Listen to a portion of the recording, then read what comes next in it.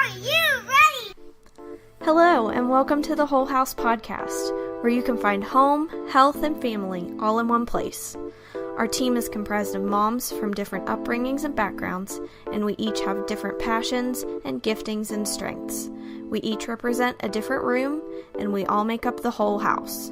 So grab a cup of coffee and join our overly caffeinated ladies here for the Whole House Podcast. Hi, today on the Whole House it's Kathleen and Lori, and we're going to talk about transitions. We're going to talk about transitions in a woman's life, primarily as it pertains to motherhood, because we have a transition when we have the baby in the first place. That's a big transition. And then we have a transition when that baby becomes a toddler. And what was the next one? When the toddler turns into a child, like an older child. And then when the child turns into a teen. Oh, boy. And then when the teen turns into an adult. There's lots of transitioning going on there. There's lots of transitions. And I know I've said this before on another podcast. I can't remember which one. But, you know, the woman's life changes more than the husband's. Yeah. I mean, the husbands definitely have some transitions, especially when you bring a baby home and that's all new to you. Yeah. But when it gets into the older childhood, they're pretty much still doing the same thing. And when the children are leaving the home, the men are still doing the same thing. They're going to work, they're coming home, they're going golfing, they're going hunting, they're doing the things that they like to do. But it's the woman's life that changes the most. Yes, because that's what her life has pretty much been. Right. Whenever you have children. Right. And I know I'm probably getting ahead of myself, but I'm thinking of an example. This was several years ago. It was, since my husband works in the restaurant business, he's usually working all weekend. So it was a rare Friday night that he had off. And I had been at our homeschool co-op for most of the day. And then I'd gone to do something else. And then I came home. And he was home, sitting on the couch. And he was like, "Where is everybody?" Well, most of my kids were teens at that point. And I said, "Well, this one's at work and this one's at a friend's house, and the youngest one was at a friend's house." I said, "They're all out." And he was like, "So what are we supposed to do?" And I was kind of like, welcome to my life. I know. Because I had started this major transition and I felt so alone. Like all my kids were had part-time jobs, or they did these things on Friday night. And you know, this whole tradition that we had on Fridays of making potato soup in the crock pot while we were at thesis, and everybody coming home and talking about their day and playing some games and watching a movie, just kind of, I don't know, trickled away. So moms have lots of transitions in their lives, and they do. It was a friend of ours who asked if we would do this podcast because she's going through some major transitions in her life. Right. So let's start with babyhood to toddlerhood. Babyhood to toddlerhood. Well, that is a big transition. It is a big transition because, well, just having a baby in itself is the start of all those transitioning, because there's a lot of late nights, a lot of diapers, a lot of cryings, a lot of feedings, a lot of laundry. Exactly. And I remember when I was in college, I was constantly saying to my mom, who was still alive at the time, like, I have no free time. I have no free time. Yeah. Then I got married and I had my first child, and I thought, what was I thinking? I had so much free time. I wish I had that no free time back. Yeah, I didn't know how to use that free time. I was misusing it. And that was back in the day and age of no technology. And, you know, I didn't have a TV. So all of those things were not distractions for me. At the same time, I thought, I have no free time. Oh, thanks for the snack, Rebecca. Rebecca just made a wonderful little snack and brought it in to share.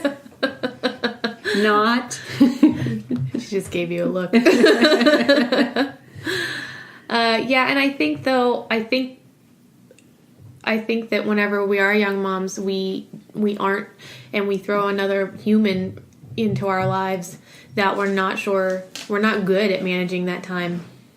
Right, because we haven't had to. Right, we haven't had to yet, so you're like, what's going on?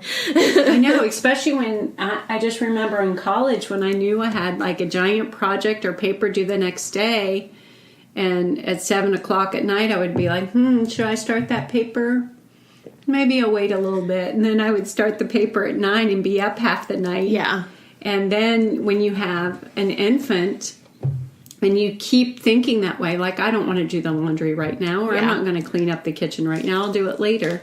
Well, later the child is awake, and later, I know my youngest daughter, we've been talking about this, she's going through that transition. She has a 4-month-old. From now, the baby's not an infant, tiny infant where he eats and then just goes back to sleep. Now he wants to stay awake and he wants to be entertained. Right, so she's shifting. Yes. Right, she's shifting. And when you bring home that newborn and you feed them and then they basically sleep all day and then stay up all night. Mm-hmm. Yep. And at least you have a little bit of time to either rest or get a couple things done, and then that changes. Right. They change from napping all day to napping twice a day. Right. And you don't get that nap time breaks as much. Exactly. As they did. So I guess we could call that another transition from really tiny infant to a little bit of a bigger one where they're not quite a toddler and moving around on their own yet, but things transition there too. They don't, their feedings transition, their sleep patterns transition, everything transitions, and then you have to shift yourself. Right. With that, and it's hard. It is hard. It is hard. It's like, it feels like a never-ending loop in all actuality.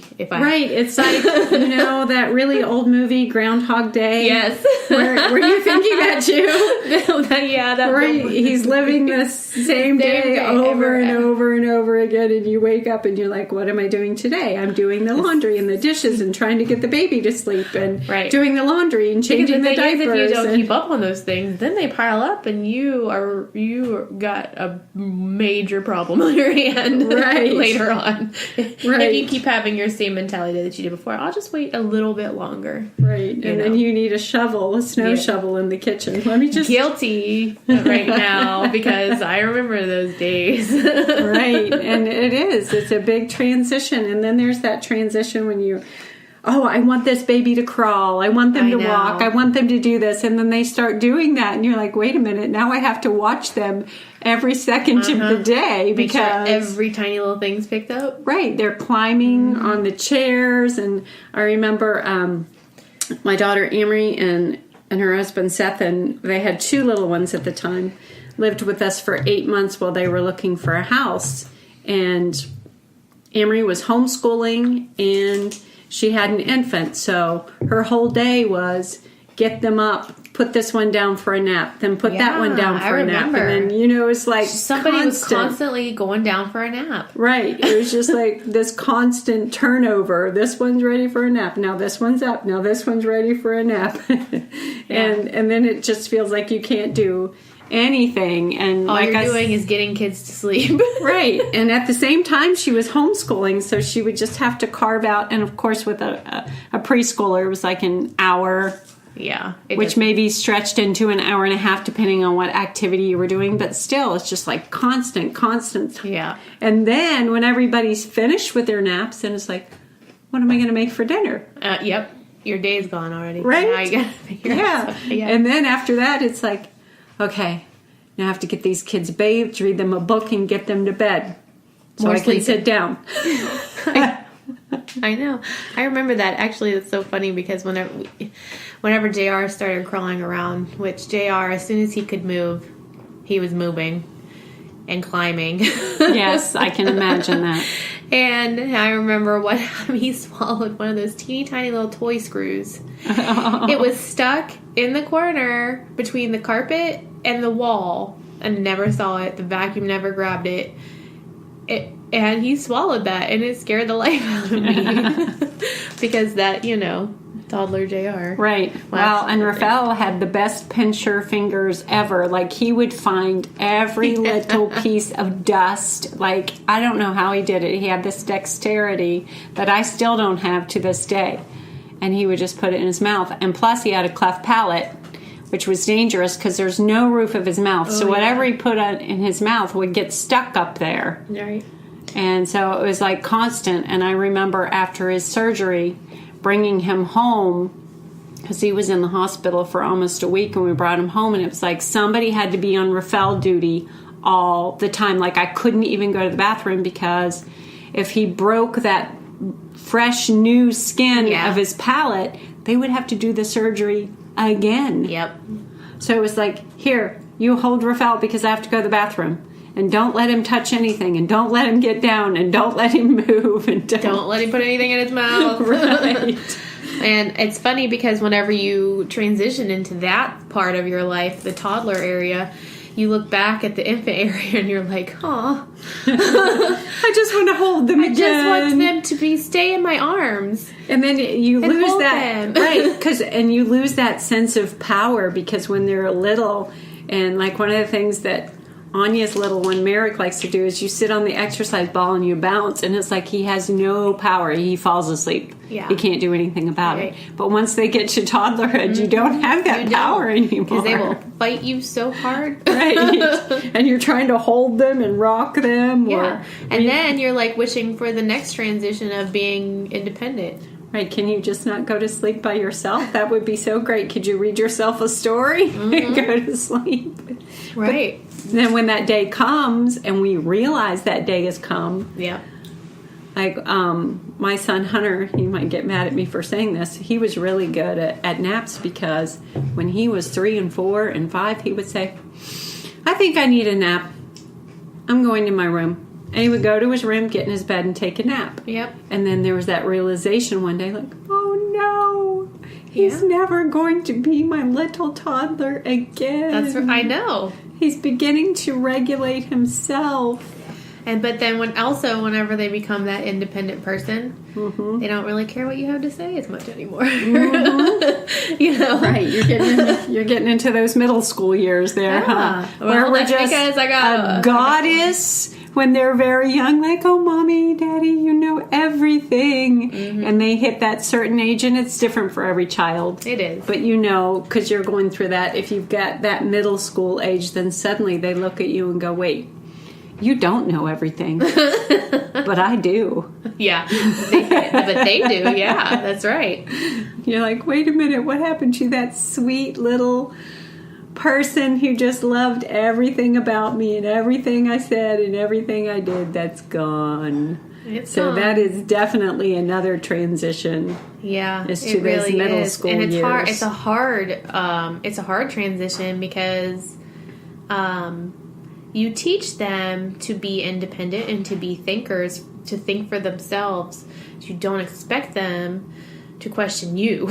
Exactly. In fact, Lori, we've had this conversation before. Recently. Because, and I had this conversation years ago with my friend Kelly when our kids were kind of getting out there into the world, and something happened with one of them. One of the boys, their car broke down. They didn't call me, didn't let me know. They just took care of it. And I was like, wait. And she had said to me, you know, we teach them all these years, be independent, learn how to regulate, learn how to take care of yourself.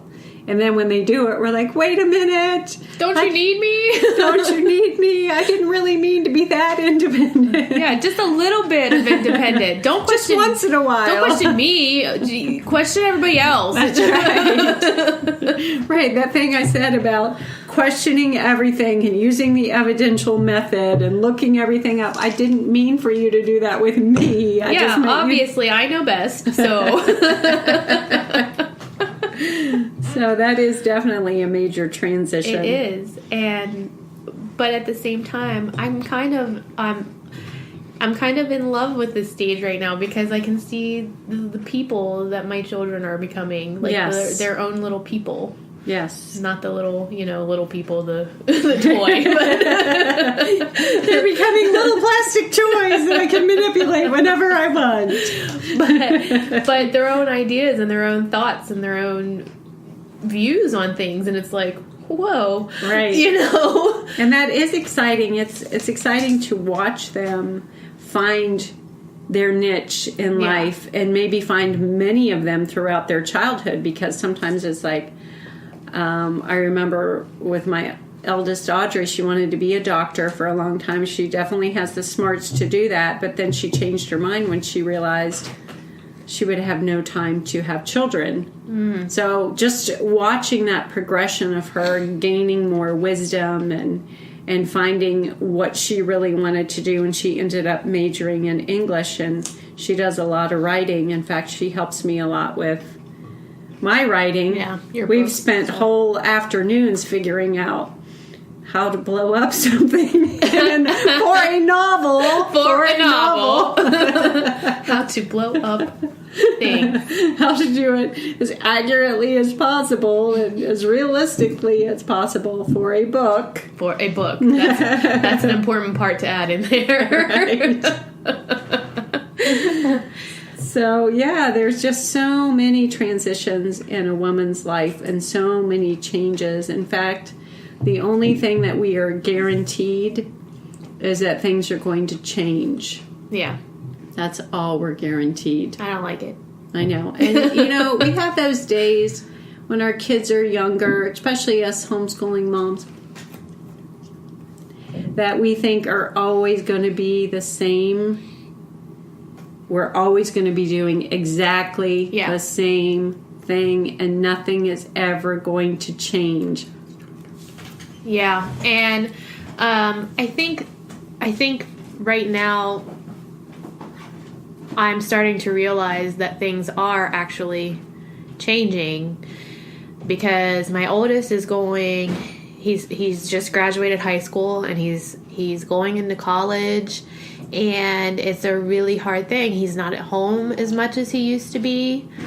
He's out with his friends, or he's off at his job. He's doing all these things by himself.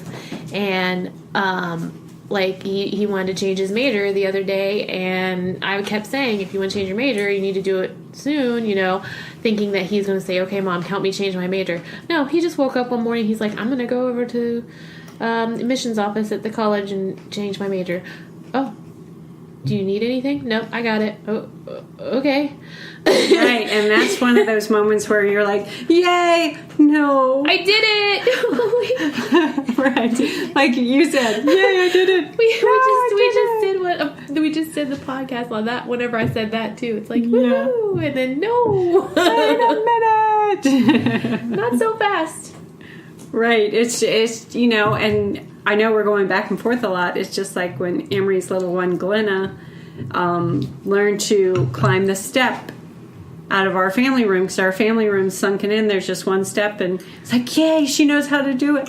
Oh no, she knows how to do it. Yeah, now we gotta watch her. Now she's everywhere in the whole house. Yeah. We can't keep her contained in the family room playpen. No, she knows how to do it. She's everywhere. Well, I think the important thing about transitioning, and you can go probably deeper into the transitioning into adulthood, because I'm just starting there, and so I'm trying to learn my way through. Right, it's hard. But I think the important thing about all transitions is I know they're busy, especially in the early years. It's exhausting. Mm-hmm. But we really need to learn how to embrace it while it's there. Mm-hmm. And I know that people say this a lot. It goes by quickly, but it seriously goes by really, really quickly. And then you look back and you cry every day, like I do, because my son is graduating and going to college. Right. Like, where did he go? I thought he would be 10 forever, Right, and that's what I was saying. We get stuck in some of those days, when we're at home, especially homeschooling moms, where everything we do has to do with the kids. Yeah.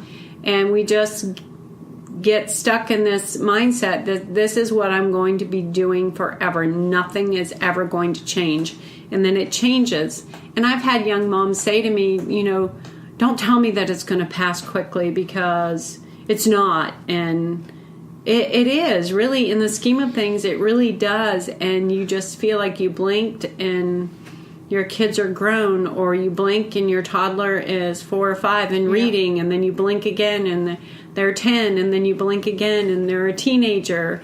And I think the thing that Lori's saying is, I just talked to somebody last night on the phone. We had a long conversation. We were talking about just settling down in that moment and trying to enjoy it and be grateful, because we can get so caught up in everything that's right before us right that moment, and we're just trying to get things done, get through the day, get the dishes done, get to that sport or get to gymnastics or whatever, and then we realize, oh my goodness, all those times I didn't pay attention.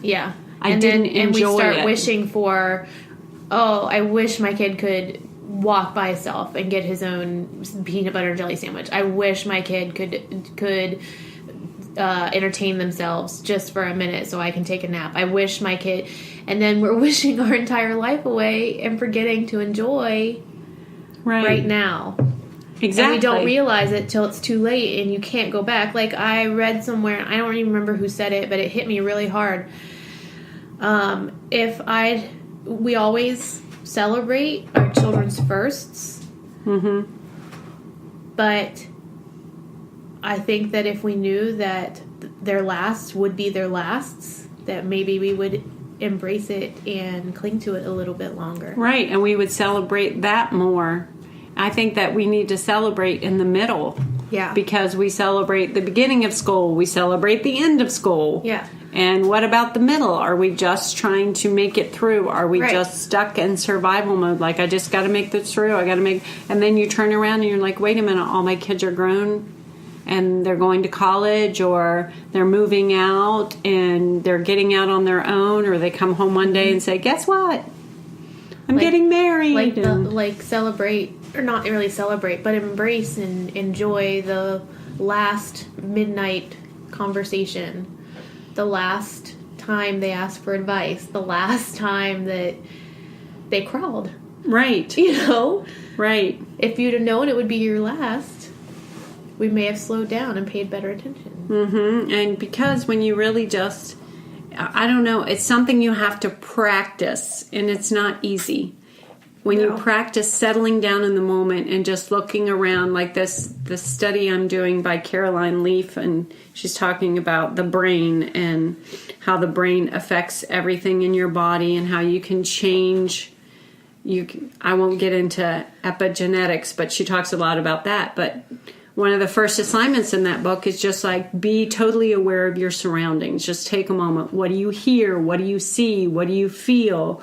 And that's what settling down in the moment is. Because sometimes even when we have our kids outside and on the swing set and we're pushing them, we're not even thinking about the fact that we're there present with them. We're thinking, did I get the hamburger out? Is it thawing? What am I having for dinner? Am I going to have dessert? Are we going to have time before soccer to eat? We're already there. Yeah, we're already thinking 10 steps ahead instead of being right where we're at. Right. And then when it's over, we're like, wait. I know. How many times did I push that kid on the swing? Did I even push that kid on the swing? Or, you know what I mean? We're just not there. So I think it takes a lot of practice. It does take practice, because there's some times that I will just, I like my windows open, and I love hearing them jump on the trampoline and laughing, or playing basketball with each other, or like I can hear those noises outside, and while I'm not presently right there doing it with them, I'm enjoying the fact of where they're at right now. Right. You are present in the moment. You're listening to those sounds, and you will remember those sounds. And I think that's kind of what that first exercise and that devotional was about, is just, being aware of what you're aware of. Right. And because it becomes white noise. Exactly. And then when it's gone, you're like, wait a minute, why is it silent? Yeah, exactly. Silence can be really loud. Right. It can be. And so, Lori, you had said, you don't have tons of experience yet with kids graduating and moving away. And one of the things that I noticed in my transition of that is when your kids are young, and even when they're teenagers and they're living at home and they're there, and even if they're going out and doing things, they're coming back, and maybe you have your Sunday dinner together, or you maybe still have dinner every night that they're not working, or whatever. But that transition is when they move out, then you need to be prepared to go to them. If you don't go to them, they may not come to you, just because they're trying to figure out how to make it in the world and go to class and work a part-time job. So, several of my kids went to school at the university that's like 45 minutes away from me. And so it was like, okay, I'm going there and meeting this child at Barnes & Noble. I shouldn't say child. Yeah. This person practicing adulting at Barnes & Noble, because that's what fits into her schedule or his schedule. You have to go to them. And makes sense. If you don't go to them, then you're going to be sitting at home, twiddling your thumbs, going, when are they coming to see me? When are they coming to see me? Yeah. And that's just not the right attitude. So you have part of that transition is you going to them. I think that's a biggie. Yeah. And that was hard for me to take, just because I'm an introvert, and and my kids do come home a lot, but those first couple of years of college and that first few years of trying to figure out everything, it was me go to them. Yeah. And I still do a lot of going to them. Like my daughter Audrey lives in Frostburg, and she can't just come here. Right. She can't just put all 5 kids in the car and drive here, but I can get in my car and drive there. It's a lot easier. It's just me. Yeah. Just pick myself up, but it ends up always being a caravan because, Carly will want to go. Yeah. Everybody wants to go. Anya wants to go, which is fun. It's a fun thing, but you have to make it a point. We just went to dinner last night with my son Gregory and his fiance Dana and my son Hunter, and we were just like laughing our heads off talking about old times and all the kind of crazy things the boys did, and find out some more information about the crazy things they did. That's always very common, that I didn't know before. But they were, Gregory and Jerry were talking about going golfing after the wedding, because their wedding is May 25th, and Hunter and Jerry were talking about going trout fishing. I'm like, you guys, you just need to put it on the calendar. Right. So I will say, for that transitioning thing, it's up to you, Mom, to make those things happen. Right. It's almost like it's a reversal, because when the kids are really little, you schedule their days, and then they become teenagers and they're like, hey, Mom, I'm going to so-and-so's house, or have to go to work, and they start scheduling their own days. Yeah. Well, when they move out, then you have to start scheduling your time with them. You have to make it a priority. Yeah. You have to you have to call them and say, I want to go to lunch with you, or I want to come to your house for the day. You can't just sit at home and wait. And you can't sit at home and wallow in, I wish it was like it used to be. And if you're one of those people that everything, that whole childhood is over, and you're sitting there, my kids are all either in college or they're married, or, both, they're going, and you're thinking, I didn't settle down in that moment, or I didn't do all those things you guys are talking about. Start now. Yeah, it's not too late. It's not too late. If you're alive and your kids are alive, then it's not too late. Right. It is not too late. Well, and I think that that one question that our friend had that asked about transitioning, she was particularly wondering, how do you transition into the empty nester stage whenever, like, going from cooking for 10 to 2, Right. And we have really, that's a new learning curve, because I was cooking for 9 people. Mm-hmm.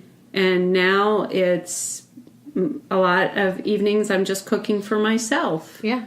Because Jerry still works. Yeah, because Jerry's at work, and it's definitely a transition, and it also becomes to the point where as much as it maybe not be your personality, like our personality is, I love hospitality, I love people coming here, but that doesn't always work out for my kids. So it's, we're going out to dinner. I'm going to meet them for dinner. And you just have to change the way that you deal with things. Yeah. And you have to change what you think about meal times.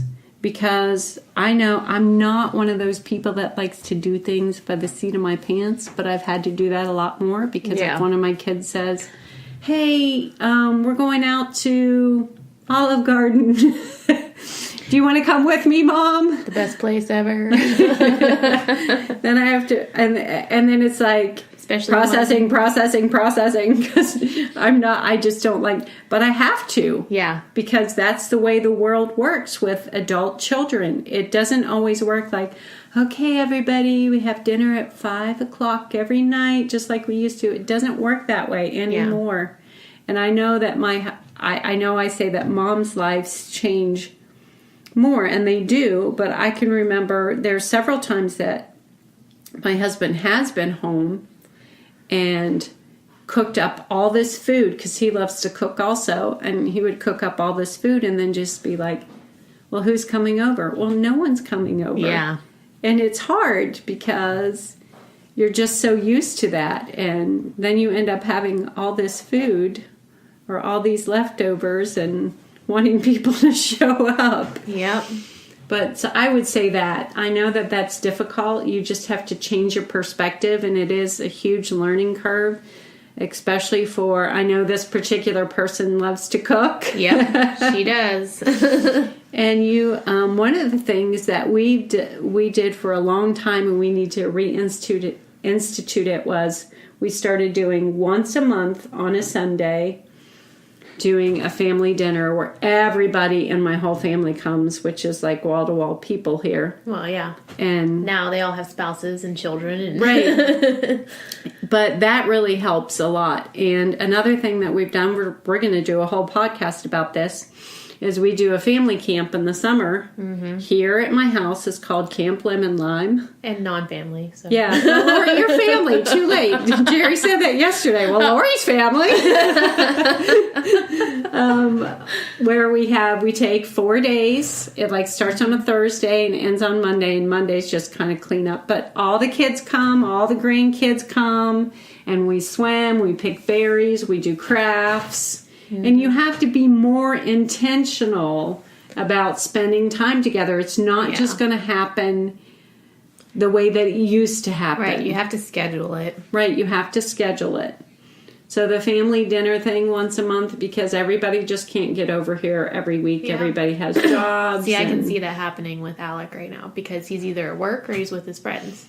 Right. And if you think, hey, he's going to think, wait, I haven't had dinner with my mom for a month. He's not going to think that. You're going to be thinking that. Like, how many Sundays has it been since he's had dinner with us? Well, that's but he's not. He almost forgot that Mother's Day fell on a Sunday, because every Sunday he goes and he spends the day with his friends. And it's fine. I don't say anything. Sunday after church is our relaxing day, that we just relax. Right. And I said something about Sunday of Mother's Day. Why didn't you tell me we were having a cookout on Sunday? It's Mother's Day. Oh, well, I was going to hang out with my friends. I'm like, no, it's Mother's Day. You're going to hang out with your mother. Is the one day a year that you must do what I want. Come spend time with your mother, please. Yeah, and I know I still hear that from several of my kids, especially the youngest, is like, well, why didn't you tell me that it's Christmas? Or, why didn't you tell me that? Like, because that's the way we always do it. But it's hard for them to remember that, because, I said, they have a whole new learning curve. They're trying to figure out how to manage life. And right, because they're starting to have their own life. How to maintain other relationships other than family. And I don't like it. Yeah. We liked when we had our own little society at home, and everybody was in this mini society, but that doesn't stay for long, because the truth is we're preparing them to go out there. It's true. And then they go out there and we're like, wait, come back. Yep, it's true. So, anything else that we should talk about before we wrap it up? No, and I know a lot of, but I just, I want to reiterate that to remember to try and make yourself enjoy whatever moment you are in. And I know that's hard sometimes because some of the moments are really, really hard. Like, I don't miss midnight feedings at all. I mean, I miss the closeness, but I don't miss waking up in the middle You're of not the like, night. gee, I miss those days when I was waking up every 2 hours. I miss whenever I'm going to set my alarm just so I could wake up every 2 hours. No, I don't miss not getting a full night's sleep. Right. But I do miss the closeness. I miss nursing. I miss nursing and all on. Like, I cried whenever Rebecca stopped. I cried my eyes out. I miss holding and rocking. I miss toddlers climbing into my lap and asking me to read them a book. They do it themselves now. Right. Well, and that's a very good point, though. We should make that point. It's okay to grieve a season being over. In fact, you should, because that's another thing that you and I have talked a lot about recently, is it's okay to cry. Right. It's okay to say, you know what, I'm really sad that this part of my life is over. And you can grieve that.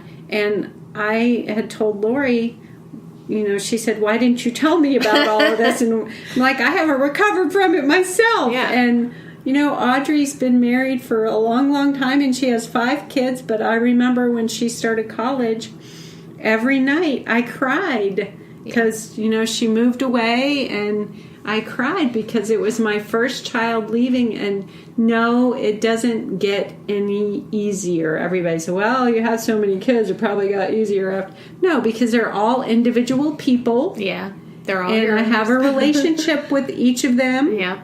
And they're all mine. So no, it doesn't get any easier.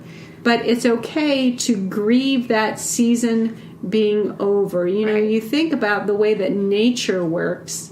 When summer is over and the leaves change and it's beautiful and it's a celebration, but then they all fall off and they die, and we're sad because we're like, look at those naked trees. Yep.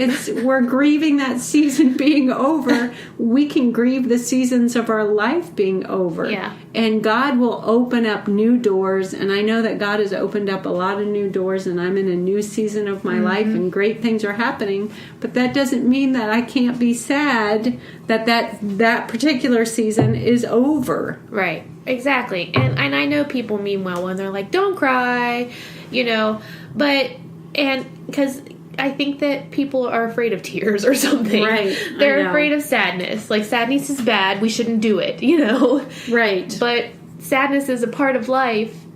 Feel sad and then move on. Right. But you gotta let the sadness happen. You bottle it all up, and it's going to come out in other ways. Yeah. You're going to be irritated with people. People are not going to understand. But I think that you're right. I think part of our culture nowadays, unfortunately, is in our country, we're all about comfort. Yeah. Everything's about comfort, and everything should be perfect all the time. Your house should be the perfect temperature. Your car should work properly and I love all those things. Believe me, I love all those things. In fact, I tried to drive the truck the other day, and I'm so used to my car that I just put my hand on the handle of the truck and expected it just to open. Because that's how it happens. So that's how my Toyota does. It's like, we just want this comfort, but we also have this false understanding of our emotions, like, everybody be happy all the time. Never be sad. But that doesn't work. It's not healthy for us. It's more healthy for us to grieve and cry and move on. Right. It's just like those people, and I'm sorry if I'm stepping on toes, just like when my mother died and people said to me, oh, you should be glad she's in heaven. Like, really? I am not going to see my mother for I don't know how many years until I go to heaven, which I'm really excited about. But at the same time, she's gone. Right. And I'm really sad. And there's a giant hole in my heart. Right. And we should be allowed to grieve those things. So. Right. Yep. So I think that we've covered a lot, and we like to a lot of transition. Yeah, and we like to go back and forth. So I hope you enjoyed today's podcast, and leave a comment or like us or share us with someone you know that would need to hear this message.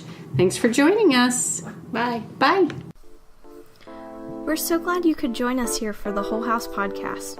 Please subscribe, and if you give us a review, we might pick our favorite and send you a prize. Please remember to like the Whole House Facebook page and follow us on Instagram at _whole_house.